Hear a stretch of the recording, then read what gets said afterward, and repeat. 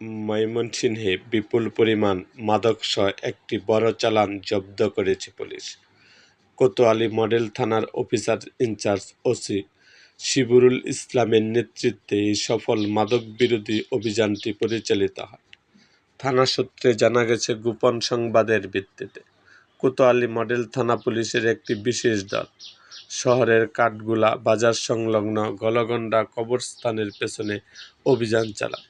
সেখানে ব্রহ্মপুত্র নদীর তীরে তল্লাশি চালিয়ে পরিত্যক্ত বা বিশেষভাবে লুকিয়ে রাখা অবস্থায় থেকে মোট ৮০ কেজি গাঁজা উদ্ধার করা হয়। পুলিশ জানায়, উদ্ধারকৃত এই বিপুল গাঁজা চালানের আনুমানিক বাজার মূল্য প্রায় ২৪ লাখ টাকা।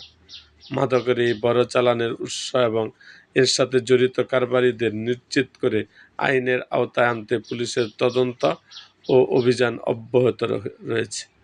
এরকম আরও ভিডিও পেতে এবং রাজনৈতিক অঙ্গনের নানা ঘটনা ও ইতিহাস জানতে আমাদের মুক্তাগাছার ইতিহাস মিডিয়া ইউটিউব চ্যানেলটি সাবস্ক্রাইব করুন এবং পাশে থাকা বেল আইকনটি বাজিয়ে দিন।